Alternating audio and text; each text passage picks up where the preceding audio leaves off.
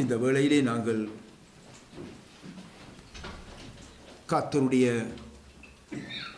தூதுக்காக நாங்கள் எங்களுடைய ஆத்துமாவை நாங்கள் ஆயத்தப்படுத்தி இருக்கின்றோம். கர்த்தர் உங்களுடைய இருதயத்திலே உங்களோடு பேச அவர் வல்லவராயிருக்கிறார். நம்முடைய ஆண்டவர் இயேசு ஆகாயத்து பறவைகளை, காட்டு புஷ்பங்களை, அதாவது காட்டு பூக்களை, காட்டு புல்லுகளை இப்படியாக பலதரப்பட்ட தம்முடைய படைப்புகளை முன்வைத்து அவைகளை கொண்டு நமக்கு பரலோக ராஜ்யத்தின் அநேக காரியங்களை அவர் கற்பித்து தருவதை நாங்கள் வேதத்திலே நாங்கள் காணுகின்றோம். அருமையான தேவனுடைய பிள்ளைகளே, இவ்விதமாக ஆண்டவர் நமக்கு இவைகளை எல்லாவற்றையும் நமக்கு காண்பித்து அதன் மூலமாக பரலோக ராஜ்யத்தின் காரியங்களை குறித்து பேசுகின்ற அதே வேளையிலே வேதத்திலே லீலி புஷ்பத்தை குறித்து, அதாவது லீலி பூக்களை குறித்து கர்த்தருடைய ஆவியானவர் அழகாக எழுதி வைத்திருக்கின்றார். நாங்கள் உன்னத பாட்டிலே நாங்கள் எடுத்து பார்ப்போமாயின், அவர் உதடுகள் லீலி புஷ்பங்களை போன்றது, வாசனை உள்ள வெள்ளை போலம் அதிலிருந்து வடிகிறது என்று சொல்லி எழுதப்பட்டிருக்கிறது. அவருடைய உதடுகள், அதாவது மணவாளனாகிய கிறிஸ்துவினுடைய உதடுகள் லீலி புஷ்பங்களை போன்றது, வாசனை உள்ள வெள்ளை போலம் அதிலிருந்து வடிகிறது என்று மணவாட்டி ஆத்தும நேசரை குறித்து அங்கே குறிப்பிடுகின்றார். எனக்கு அருமையான தேவனுடைய பிள்ளைகளே, மணவாட்டி என்று நாங்கள் பார்க்கும் பொழுது அது கிறிஸ்துவினுடைய சபையாயிருக்கிறது. ஆத்தும நேசரோ நம்முடைய ஆண்டவராகிய இயேசுவை குறித்து அங்கே குறிப்பிடுகின்றது. ஆகவே அவருடைய உதடுகள், அதாவது ஆத்தும நேசருடைய உதடுகள், ஆண்டவராகிய இயேசு கிறிஸ்துவினுடைய உதடுகள், மணவாளனுடைய உதடுகள் அந்த லீலி புஷ்பங்களை போன்றது என்றால், அருமையான தேவனுடைய பிள்ளைகளே, நம்முடைய ஆத்தும நேசராகிய அந்த மணவாளனாகிய ஆண்டவர் இயேசு எவ்வளவு அழகுள்ளவர் என்பதை நீங்கள் ஒரு விசை உங்களுடைய கண்களுக்கு முன்பாக நிறுத்தி பாருங்கள். வேதத்திலே பார்க்கின்றோம், என் நேசர் வெண்மையும் சிவப்புமானவர், 10,000 பேர்களில் சிறந்தவர் என்று சொல்லி எழுதப்பட்டிருக்கிறது. என் நேசர் வெண்மையும் சிவப்புமானவர், 10,000 பேர்களிலே சிறந்தவர். அவர் அழகுள்ளவர். இந்த 10,000 பேர்களிலே சிறந்தவர் எவ்வளவு அழகுள்ளவர்! அந்த ஆத்தும நேசர் தமது மணவாட்டியாய சபையை அந்த அழகுள்ள ஆத்தும நேசர் எப்படி வர்ணிக்கிறார் என்று நாங்கள் பார்க்கும் பொழுது, அந்த உன்னத பாட்டிலே 2வது அதிகாரத்தை நாங்கள் எடுத்து வாசித்து பார்ப்போமாயின், அருமையானவர்களே, அங்கே எழுதப்பட்டிருக்கிறது, முள்ளுகளுக்குள்ளே லீலி புஷ்பம் எப்படி இருக்கிறதோ அப்படியே குமாரத்திகளுக்குள்ளே எனக்கு பிரியமானவளும் இருக்கிறாள். முள்ளுகளுக்குள்ளே லீலி புஷ்பம் எப்படி இருக்கிறதோ அப்படியே குமாரத்திகளுக்குள்ளே எனக்கு பிரியமானவளும் இருக்கிறார் என்று சொல்லி, அந்த ஆத்தும நேசராகிய மணவாளனாகிய இயேசு கிறிஸ்து தம்முடைய மணவாட்டியாகிய சபையை குறித்து அவர் அங்கே குறிப்பிடுகின்றார்.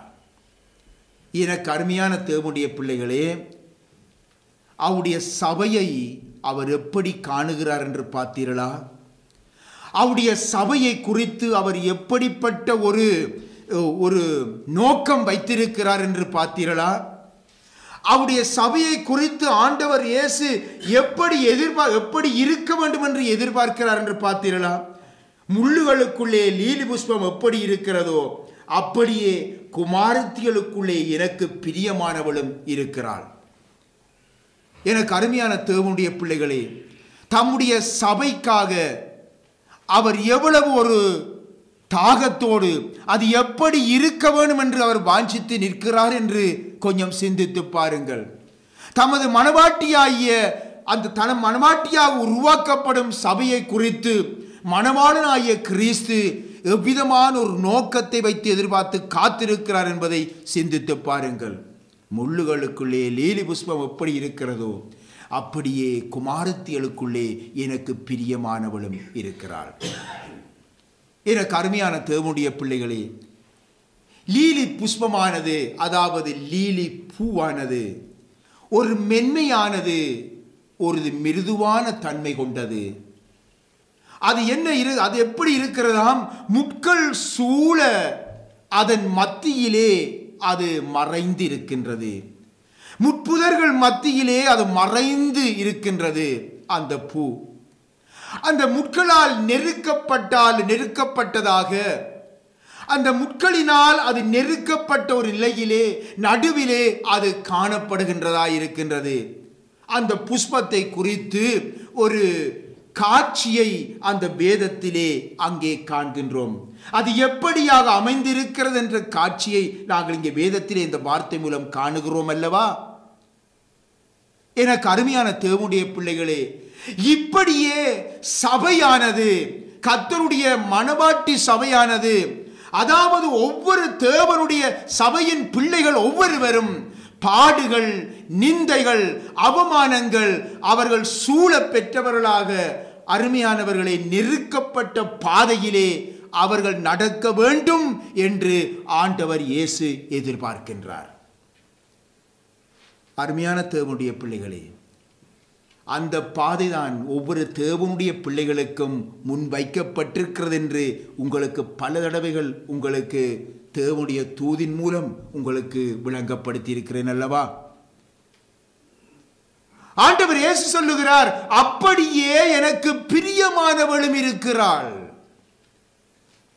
மணவாளன் கர்த்தர் இயேசு சொல்லுகிறார். அருமையானவர்களே, எனக்கு அருமையான தேவனுடைய பிள்ளைகளே, இப்படிப்பட்ட பாதையை உங்களுடைய ஜீவியத்திலே மனமுவந்து நீங்கள் ஏற்று அப்பாதைக்கு உங்களை நீங்கள் ஒப்புக்கொடுத்து ஜீவிக்கும் பொழுது கர்த்தர் உங்கள் மேல் பிரியமாயிருக்கிறார் என்று சொல்லி நாங்கள் இந்த சத்தியத்திலே காணுகின்றோம். எனக்கு அருமையான தேவனுடைய பிள்ளைகளே, நீங்கள் இயேசுவை போல மாற்றப்பட வேண்டும்.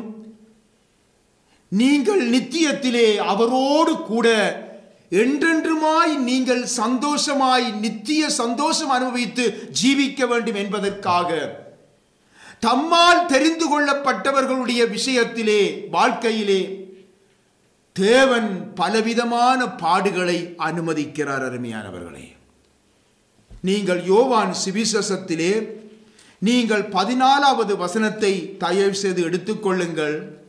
2ஐயும் 3ஐயும் தயவு செய்து வாசியுங்கள். 14வது அதிகாரம் 2வது 3வது வசனம். என் பிதாவின் வீட்டில் அநேக வாசஸ்தலங்கள் உண்டு. அப்படி இல்லாதிருந்தால் நான் உங்களுக்கு சொல்லி இருப்பேன். ஒரு ஸ்தலத்தை உங்களுக்காக ஆயத்தம் பண்ண போகிறேன். நான் போய் உங்களுக்காக ஸ்தலத்தை ஆயத்தம் பண்ணின பின்பு நான் இருக்கிற இடத்திலே நீங்களும் இருக்கும்படி நான் மறுபடியும் வந்து உங்களை என்னிடத்திலே சேர்த்துக் கொள்வேன். 17வது அதிகாரத்தை தயவு செய்து ஒரு விஷயம் எடுத்துக் கொள்ளுங்கள். 17வது அதிகாரத்திலே 24வது வசனத்தை தயவு செய்து வாசியுங்கள். 17வது அதிகாரம் 24வது வசனம். பிதாவே, உலக தோற்றத்திற்கு முன் நீர் என்னில் அன்பாயிருந்தபடியினால் நீர் எனக்கு தந்த என்னுடைய மகிமையை நீர் எனக்கு தந்தவர்கள் காணும்படியாக நான் எங்கே இருக்கிறேனோ அங்கே அவர்களும் என்னுடனே கூட இருக்க விரும்புகிறேன். ஆண்டவர் இயேசுவினுடைய வாஞ்சையை பார்த்தீங்களா அருமையானவர்களே? நான் எங்கே பிதாவே, நான் எங்கே இருக்கிறேனோ அங்கே நீர் எனக்கு தந்தவர்களும் என்னுடனே கூட இருக்க வேண்டும் என்று விரும்புகிறேன் அப்பா என்று சொல்லி பிதாவை நோக்கி ஆண்டவர் இயேசு ஜெபிக்கும் பொழுது அவருடைய வாஞ்சையை நீங்கள் ஒரு விசை நீங்கள் உணர்ந்து கொள்ளுங்க. எம்மை குறித்து அவர் எவ்வளவு வாஞ்சியோடு இருக்கிறார். நானும் நீங்களும் அவரோடு கூட இருக்க வேண்டும். அவர் எங்கே இருக்கிறாரோ அங்கே அவரோடு கூட இருக்க வேண்டும் என்று தாகமுடையவராயிருக்கிறார். அருமையானவர்களே, எல்லோரும் சேர்ந்து என்னோடு சேர்ந்து ஒரு பாடலை கண்களை மூடியவனுமா பாடுறீங்களா? உன்னத தேவனே என் இயேசு ராஜனே, உம்மோடு இருந்திட கிருபையை தாருமே. உன்னத தேவனே என் இயேசு ராஜனே, உம்மோடு இருந்திட கிருபையை தாருமே. அல்லேலூயா அல்லேலூயா ஆமென். அல்லேலூயா ஆமென். அல்லேலூயா அல்லேலூயா ஆமென். அல்லேலூயா ஆமென். அருமையான தேவனுடைய பிள்ளைகளே, பாடுகளை நாம் ஒவ்வொருவரும், அதாவது சபையாகிய நாம் ஒவ்வொருவரும் சந்தோஷமாய் ஏற்று அந்த பாதைக்கு நம்மை ஒப்பு கொடுத்து நாம் ஜீவிக்கும் பொழுது இந்த பாடுகள் கிறிஸ்துவின் சுபாவத்தை நமக்குள்ளே உண்டாக்குகிறது. அருமையானவர்களே, நமக்கு அனுமதிக்கப்படுகின்ற ஒவ்வொரு பாடுகளும் நாம் அதற்கு ஒப்பு கொடுத்து ஜீவிக்கும் பொழுது கிறிஸ்துவின் சுபாவத்தை நமக்குள்ளே அது உருவாக்கி கொண்டிருக்கிறது. இறுதியிலே நிச்சயமாய் நாம் கிறிஸ்துவின் சுபாவமுடையவர்களாய் கிறிஸ்துவை போல் நாம் மாறிவிடுவோம். அருமையானவர்களே, எனக்கு அருமையான தேவனுடைய பிள்ளைகளே, ஆபிரகாமுடைய வாழ்க்கையை சற்று சிந்தித்து பாருங்க. அவருக்கு என்ன குறை இருந்தது? எந்த குறையுமே இல்லை. இந்த உலகத்திலே செல்வங்கள் இருந்தன, தாராளமாக செல்வங்கள் இருந்தது, ஒரு செல்வந்தன். ஆனால் அவருக்கு ஒரு பெரிய குறை இருதயத்தில் இருந்ததுதான். அருமையானவர்களே, ஒரு நாள் கர்த்தர் அவருக்கு தரிசனமாகி ஒரு வாக்கு தத்தத்தை அங்கே கொடுத்தார், வார்த்தையை கொடுத்தார். பயப்படாதே ஆபிரகாமே, நான் உனக்கு கேடகமும் உனக்கு மகா பெரிய பலனுமாயிருக்கிறேன், உனக்கு ஒரு வெகுமதியாகவே நான் என்னை தந்து விட்டேன் என்று சொல்லி ஆபிரகாமுக்கு சொல்லிவிட்டார். அருமையானவர்களே, கர்த்தர் தம்மை நமக்கு ஒரு வெகுமதியாகவே தந்து விட்டார் என்றால் அதைவிட வேறு எது நமக்கு வேண்டும்? பாருங்க, இப்படி ஆபிரகாமுக்கு அங்கே சொல்லிவிட்டார். சொன்ன உடனே அருமையான தேவனுடைய பிள்ளைகளே, ஆபிரகாமுக்கு அது ஒரு திருப்தியை கொடுக்கவில்லை. ஏன் தெரியுமா? அவர் எவ்வளவுதான் செல்வந்தனாய் இருந்தாலும் அவருடைய இருதயத்திலே ஒரு பெரிய குறை ஒன்று அவரை அமிழ்த்தி கொண்டிருந்தது. அதை குழந்தை பிள்ளை போல ஆண்டவருக்கு முன்பாக அதை அப்படியே கொட்டி விட்டுட்டார். என்ன தெரியுமா? ஆண்டவரே, எனக்கு நீர் ஒரு பெரிய வெகுமதியாக உங்களையே எனக்கு தந்துட்டீங்க தான். ஆனாலும் ஆண்டவரே, எனக்கு ஒரு பெரிய குறை இருக்கு, அதை நிவர்த்தி செய்ய முடியலையே. என்ன குறை? அடியனுக்கு என்ன தருவீர்? நான் பிள்ளை இல்லாமல் இருக்கிறேனே. அருமையான தேவனுடைய பிள்ளைகளே, பிள்ளை இல்லாமல் இருக்கின்ற அவருடைய அந்த குறையானது அவருடைய வாழ்க்கையிலே ஒரு பெரிய முல்லை போல் அவருக்கு குத்தி கொண்டிருந்தது. எத்தனை பேர் அவரை அவமானப்படுத்தி இருப்பாங்க, எத்தனை பேர் அவருக்கு பலவிதமான வேதனைப்படுகின்ற வார்த்தைகளை கூறியிருப்பாங்க என்று நீங்க சிந்தித்து பாருங்க. சமூகம் எப்படியாக அவரை குறித்து குறை கூறியிருக்கும் என்று சிந்தித்து பாருங்க. ஆண்டவரே, அடியனுக்கு என்ன தருவீர்? உண்மையே தருவேன் என்று சொல்லிட்டீங்க ஆண்டவரே, ஆனா எனக்கு ஒரு குறை இருக்கு, அதை நீர் தரையிலேயே. நான் பிள்ளை இல்லாமல் இருக்கிறேனே, நீர் எனக்கு புத்திர பாக்கியம் அருளவில்லையே என்று சொல்லி ஆபிரகாம் குழந்தையை போல கர்த்தரிடம் கேட்கின்றார். இதன் மூலம் ஆபிரகாமுக்கு இருந்த அந்த வேதனை, நிந்தை சாதாரணமானது அல்லது என்பதை நாங்கள் புரிந்து கொள்ளக்கூடியதாக இருக்கிறது. எனக்கு அருமையான தேவனுடைய பிள்ளைகளே, வேதத்திலே அன்னாளுடைய வாழ்க்கையை எடுத்து பாருங்கள். அன்னாளுடைய வாழ்க்கையை நாம் எடுத்து பார்க்கும் பொழுது அந்த அன்னாள் ஒரு மலடிதான். ஆனால் பிள்ளை, அதாவது பிள்ளை பாக்கியமற்றவள் மலடி. ஆனால் அவளுக்கு குறையே இருக்க இல்லை. என்ன குறை? அவளுக்கு எந்த விதமான வாழ்க்கையில குறையில்லை. இரட்டிப்பான ஒரு சந்தோஷம் அவளுக்கு இருந்தது. அவளுடைய புருஷன் அவளை இரட்டிப்பாய் நேசித்தான் என்று சொல்லி நாங்கள் பார்க்கின்றோம். மற்றும் பலவிதமான ஆசீர்வாதங்கள் அவளுக்கு இருந்தது. இந்த நிலையில பாருங்க, அவளுக்கு தான் மலடி, தனக்கு பிள்ளை இல்லை என்ற வேதனை அவளுக்கு அங்கே பெருசாக தென்படையில்லை. ஏனென்றால் அதைவிட மேலாக அவள் ஒரு சந்தோஷத்திலே அவள் இருந்தாள். புருஷன் தன்மேல் இரண்டு மடங்கான அன்பு வைத்திருக்கிறார். மற்றபடி அவளுக்கு வேற எந்த விதமான அந்த அன்னாளுக்கு எந்த விதமான குறைவும் இருக்கவில்லை. இந்த சூழ்நிலையில அவள் அதை குறித்து அந்த குறை அவளுக்கு அங்கே பெருசாக தெரியவில்லை. அதை அவள் நினைத்தும் பார்க்கவில்லை தன்னுடைய குறையை. இவளுடைய சுமூகமான ஒரு வாழ்க்கை சூழ்நிலையில அருமையானவர்களே, அன்னாளுடைய குறையை சுட்டி காட்டி வார்த்தையினால் குத்தி வேதனைப்படுத்த ஒரு முள்ளொன்று அன்னாளுக்கு தேவன் அனுமதித்தார். அந்த முள்தான் பெண்ணினாள். அந்த முள்ளை தேவன் அனுமதித்து விட்டார். அன்னாள் பலியிடச் செல்லுகின்ற இடத்திலும் தேவாலயத்திலும் கூட அந்த முள் தொடர்ந்து அவளை குத்தி கொண்டே இருந்தது. அன்னாளை அங்கு கூட அவளுக்கு நிம்மதி இல்லை, சந்தோஷம் இல்லை, ஆறுதல் இல்லை. ஆறுதலை தேடி ஆலயத்துக்கு போகிறாள், அங்கே கூட அவளுக்கு ஆறுதல் இல்லை. ஏனென்றால் இந்த முள் தொடர்ந்து கொண்டே இருந்தது. அவள் எதுவுமே மற்றவர்களுக்கு சொல்ல முடியாது. தன்னுடைய வேதனையை இருதயத்துக்குள்ளே வைத்து அவள் கதறிக்கொண்டிருந்தாள். அவளுடைய இருதயம் வேதனையோடு இருந்தது. எப்பொழுதும் ஆலயத்திலே இருக்கும் பொழுதும் அவள் ஒரு சமாதானத்தை கண்டுகொள்ள முடியவில்லை. ஒரு அருமையான பாடல் என்று ஞாபகம் வருகிறது. சொல்ல முடியாத வேதனைகள், சொல்ல வழியின்றி தவிக்கின்றாயோ,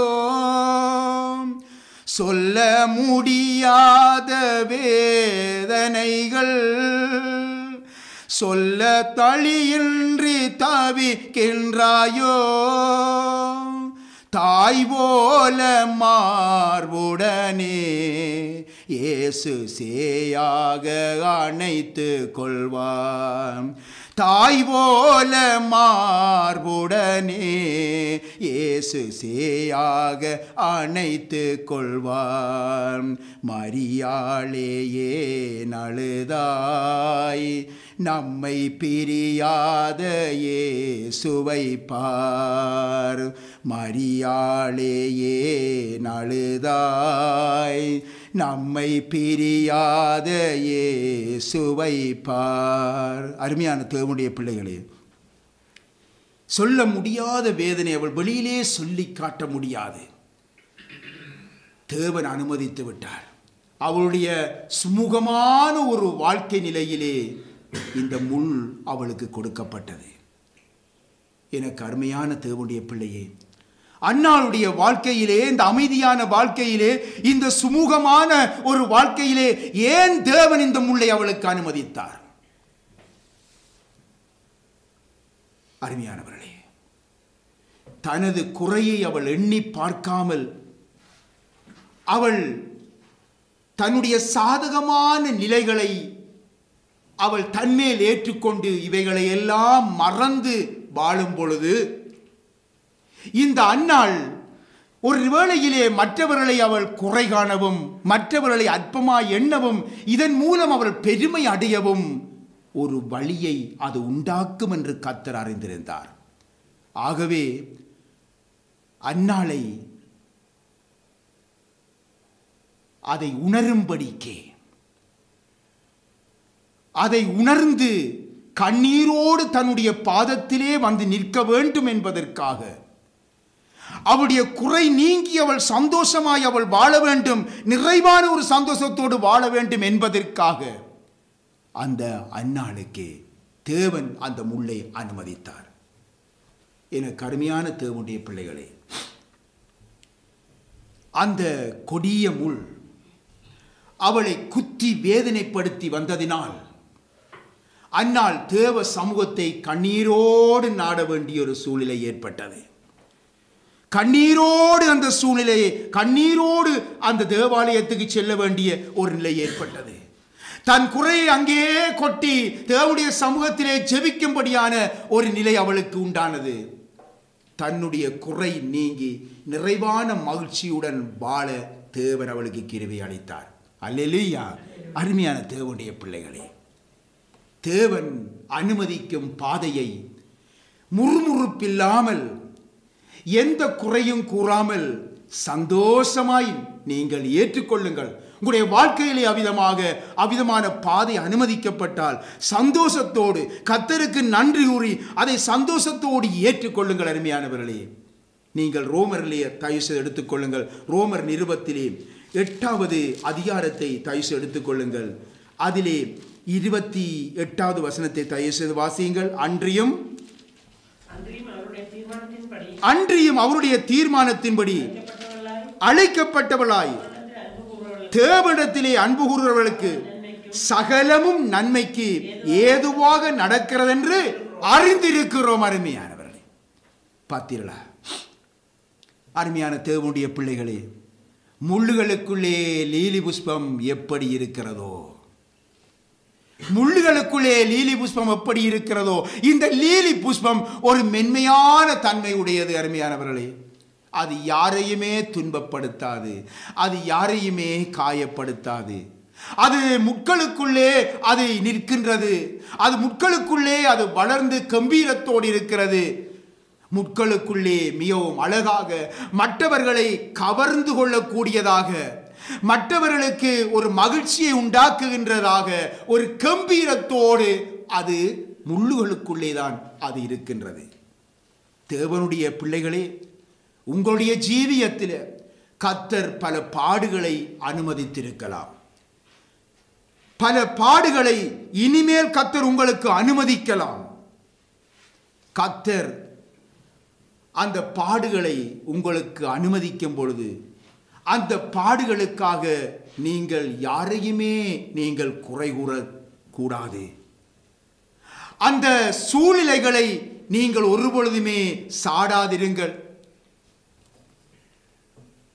எவரையுமே நீங்கள் அதை குறித்து உங்களுடைய பாடுகளின் நிமித்தமாக நொந்து கொள்ளாதிருங்கள். மாறாக உங்கள் ஜீவியத்தை நீங்கள் ஆராய்ந்து பார்த்து அந்த குறைகளை கண்டுணர்ந்து தேவன் பக்கம் திரும்பும் பொழுது, அருமையானவர்களே, நீங்கள் பெரிய ஜெயத்தை உங்களுடைய ஜீவியத்திலே நீங்கள் பெற்றுக்கொள்ள முடியும். அல்லேலூயா. எனக்கு அருமையான தேவனுடைய பிள்ளைகளே, ஆண்டவர் இயேசு சொன்னார், ஆடுகளை ஓநாய்களுக்குள்ளே அனுப்புகிறது போல நான் உங்களை அனுப்புகிறேன். ஆகையால் சர்ப்பங்களைப் போல வினாவுள்ளவர்களாகவும் புறாக்களைப் போல கபடற்றவர்களாகவும் இருங்கள், மனுஷரை குறித்து எச்சரிக்கையாக இருங்கள் என்று சொல்லி ஆண்டவர் இயேசு சுட்டி காட்டினார் அல்லவா? ஆகவே அப்பொழுதுதான் நீங்கள் கர்த்தருக்கு பிரியமான மனவாட்டியாய் நீங்கள் காணப்பட முடியும் என்று ஆண்டவர் இயேசு சுட்டி காட்டுகின்றார். இப்படியாக நீங்கள் நடந்தால்தான் நீங்கள் கர்த்தருக்கு ஏற்ற மனவாட்டியாக உருவாக்கப்பட முடியும் என்று சொல்லி ஆண்டவர் இயேசு சொல்லுகின்றார். எனக்கு அருமையான தேவனுடைய பிள்ளைகளே, முள்ளுகளுக்குள்ளே லீலி புஷ்பம் இருக்கும் பொழுது சில வேளைகளிலே அது முட்களினால் அது குத்தப்படலாம், காற்றுகள் வீசும் பொழுது அது குத்தப்படலாம். ஆனாலும் அது முட்களின் நடுவே கம்பீரமாய்த்தான் நிற்கிறது என்பதை சிந்தித்து பாருங்க. தேவனுடைய பிள்ளைகளே, நீங்களும் அப்படியே தயவாயும் மனதுருக்கம் உடையவர்களாயும் இருந்து ஒருவரை ஒருவர் நீங்கள் மன்னிக்கிறவர்களாய் நீங்கள் காணப்பட வேண்டும். எபேசியர் 4ஆம் அதிகாரத்தை தயவு செய்து எடுத்துக்கொள்ளுங்கள். எபேசியர் 4ஆம் அதிகாரம் 267வது பக்கம். அதிலே 32வது வசனத்தை தயவு செய்து வாசியுங்க. ஒருவருக்கொருவர் தயவாயும் மன உருக்கமாயும் இருந்து கிறிஸ்துவுக்குள் தேவன் உங்களுக்கு மன்னித்தது போல நீங்களும் ஒருவருக்கொருவர் மன்னியுங்கள். அருமையானவர்களே, உங்களை குத்துகிறவர்களுக்காக வேண்டுதல் செய்யுங்கள். பிதாவே, இவர்களுக்காக மன்னியும் என்ற அந்த மனதுருக்கத்தின் குரலை நீங்கள் கல்வாரியிலே கேட்கிறீர்கள் அல்லவா? கல்வாரியிலே கேட்கிறீர்கள் அல்லவா? உன்னத பாட்டு 5ஆம் அதிகாரத்திலே 13வது வசனத்திலே நாங்கள் பார்க்கும் பொழுது அவர் உதடுகள் லீலி புஷ்பங்களை போன்றது, வாசனையுள்ள வெள்ளை போலம் அதிலிருந்து வடிகிறது என்று சொல்லி எழுதப்பட்டிருக்கிறது. பார்த்தீங்களா? ஆம், அந்த எழுதியிருக்கிறதின்படியே ஆண்டவர் இயேசுவுடைய வாயிலிருந்து அந்த கிருபையுள்ள மனதுருக்கமுள்ள இன்னுமாக பரிந்து பேசுகின்ற அந்த வார்த்தைகளே புறப்பட்டு வந்தன என்று நாங்கள் பார்க்கின்றோம். அருமையானவர்களே, அவருடைய வார்த்தைகள் நொறுங்கின உள்ளங்களை தேற்றினது, சோர்ந்து போனவர்களை திடப்படுத்தியது, வேதனைகளை மறக்கச் செய்தது. தம்மை காட்டி கொடுத்த அந்த மனிதனையும் சிநேகிதனே என்று அழைத்தார் ஆண்டவர் இயேசு. பலவிதமான நெருக்கங்கள், பலவிதமான அவமானங்கள், பலவிதமான வேதனைகள், சிலுவை பாடுகள், அகோரம், அதன் மத்தியில் எல்லாம் அவருடைய வாயின் வார்த்தைகளிலே மாற்றமேற்படவே இல்லை, மாற்றமேற்படவே இல்லை. அவர் உதடுகள் லீலி புஷ்பங்களை போன்றது, வாசனையுள்ள வெள்ளை போலம் அதிலிருந்து வடிகிறது. பார்த்தீங்க அருமையானவர்களே? ஆகவே எந்த சூழ்நிலையிலும் அருமையானவர்களே, வார்த்தைகள், அவருடைய வார்த்தைகள், வாயிலிருந்த வார்த்தைகள் மாறவே இல்லை. இன்றைக்கு தேவனுடைய பிள்ளைகளாகிய நாம் சில நேரங்களிலே சொல்லுகிறோம் அல்லவா, எனக்கு விசர் வந்து விட்டா என்ன செய்வேன், எனக்கு ஆத்திரம் வந்து விட்டா என்ன செய்வேன்? அருமையானவர்களே, இயேசுவை நோக்கி பாருங்கள். நாம் இயேசுவை போல் மாறிவிட வேண்டும். நாம் இருந்தது போன்று இருக்கக்கூடாது. நாம் இயேசுவை போல் நாளுக்கு நாள் கர்த்தருடைய வார்த்தை எங்களோடு பேசும் பொழுது அதற்கு ஒப்பு கொடுத்து நாம் ஜீவிக்க வேண்டும். அப்பொழுது நாம் கிறிஸ்துவாக, ஒரு கிறிஸ்துவின் சுவாபமுடையவர்களாய் நாம் காணப்பட முடியும். தேவனுடைய பிள்ளைகளே, நீங்கள் மற்றவர்களால் நெருக்கப்படும் பொழுது, காரணமின்றி மற்றவர்களால் துன்பப்படுத்தப்படும் பொழுது, உங்களுக்கு மற்றவர்களால் அவமானம் ஏற்படும் பொழுது, உங்கள் வாயிலிருந்து புறப்படுகின்ற வார்த்தைகள் எப்படிப்பட்டவைகள் என்பதை நீங்கள் ஒரு விசை ஆராய்ந்து பாருங்கள். சங்கீதத்திலே தேவனுடைய மனுஷன் கூறுகின்றார், நான் உபத்திரப்பட்டது எனக்கு நல்லது, அதனால் உம்முடைய பிரமாணங்களை கற்றுக்கொள்ளுகிறேன் என்று சொல்லி சொல்லுகின்றார். நான் உபத்திரப்பட்டது நல்லது, ஏன் தெரியுமா? உம்முடைய பிரமாணங்களை நான் கற்றுக்கொண்டேன். ஆம் அருமையானவர்களே, ஆண்டவருடைய பிரமாணங்களை கற்றுக்கொள்ள, ஆண்டவருடைய வழிகளை கற்றுக்கொள்ள, ஆண்டவர் இயேசுவுடைய சித்தத்தை அறிந்து கொள்ள நமக்கு உபத்திரவங்கள் நமக்கு அவசியம். உபத்திரவங்கள் நமக்கு அவசியம். அந்த உபத்திரவங்களை நாங்கள் சந்தோஷமாக ஏற்றுக்கொள்ளும் பொழுது ஆண்டவருடைய வழிகளை நாம் இலகுவாக அறிந்து கொள்ள முடியும். அருமையானவர்களே, நெருக்கங்கள், பாடுகள், துயரங்கள் நம்முடைய வாழ்க்கையிலே தேவனால் அனுமதிக்கப்படும் பொழுது நாம் ஒரு பொழுதுமே முறுமுறுக்க கூடாது. நம்முடைய வாயின் வார்த்தைகளை நாம் காத்து கொண்டு கர்த்தருடைய வழிக்கு நாம் நம்மை அர்ப்பணித்து நாம் நம்மை அவருடைய சுவாபத்துக்கு நாம் மாறும்படிக்கு நம்மை ஒப்பு கொடுத்து விட வேண்டும். எனக்கு அருமையான தேவனுடைய பிள்ளைகளே, இன்றைக்கு என் வேதத்திலே சொல்லப்பட்டிருக்கிற என் நேசர் லீலி புஷ்பங்களுக்குள்ளே மேய்கிறவர். என் நேசர் லீலி புஷ்பங்களுக்குள்ளே மேய்கிறார் என்று அங்கே உன்னத பாட்டிலே 6வது அதிகாரத்திலே அங்கே நீங்கள் காணலாம். நீங்கள் வசனத்தை நீங்கள் தட்டி பாருங்கள். ஆம் அருமையானவர்களே, இன்றைக்கு அவர் சபையின் நடுவிலே உலாவுகிற தேவன். சபையின் நடுவிலே உலாவுகிறார். வெளிப்படுத்தல் 1:13 அங்கே நாங்கள் பார்க்கின்றோம், அவர் குத்து விளக்குகளின் மத்தியிலே அவர் உலாவுகிறார். அதாவது சபையின் நடுவிலே அவர் உலாவுகிறார். ஆகவே அவருடைய பார்வையிலே யாரோ ஒருவர் லீலி புஷ்பமாக இருக்கலாம் அல்லவா?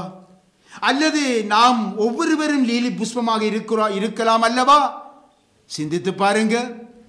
ஆகவே நீங்கள் அறிந்தோ அல்லது அறியாமலோ அவர்களை குத்தும் முள்ளாக நீங்கள் மாறிவிடாதபடி எச்சரிக்கையாக இருக்க வேண்டும். ஆண்டவரே, நான் அவ்விதமான முள்ளாக மாறிவிடாதபடி என்னை காத்துக்கொள்ளும் என்று சொல்லி எப்பொழுதும் நம்முடைய இருதயத்திலே நாம் எப்பொழுதும் நாம் ஜெபித்துக் கொள்ள வேண்டும். அருமையானவர்களே, எனக்கு அருமையான தேவனுடைய பிள்ளைகளே, சிந்தித்து பாருங்க. முட்களின் நடுவே மறைந்து நிற்கிற அந்த லீலி புஷ்பம் இன்றைக்கு தனது வாசனையினால் மாத்திரமே பிறரை கவருகின்றது. தன்னுடைய வாசனையினால் மாத்திரம். தேவனுடைய பிள்ளையே, கிறிஸ்து இயேசுவின் நிமித்தம் வருகின்ற அந்த பாடுகளும் துன்பங்கள் அவைக்குள்ளே நீங்கள் உங்களை மறைத்து ஒரு சுகந்த வாசனை உள்ள ஜீவியத்தை நீங்கள் வெளிப்படுத்தும் பொழுது மற்றவர்கள் உங்களை கிறிஸ்துவின் மனவாட்டியாக அடையாளம் கண்டு கொள்ளுவார்கள். கிறிஸ்தவன் என்று மற்றவர்கள் உங்களை அடையாளம் கண்டு கொள்ளுவார்கள். ஆகவே அவ்விதமான ஒரு வாசனை நிறைந்த அந்த ஜீவியத்துக்கு இன்றைக்கு நீங்கள் ஒப்புக்கொடுங்க. இன்றைக்கு நீங்கள் ஒப்புக்கொடுங்க. நிச்சயமாக கர்த்தர் உங்கள் மேல் பிரியமாயிருந்து உங்களை நடத்துவார். கர்த்தர் உங்களை ஆசீர்வதிப்பார். ஆமென்.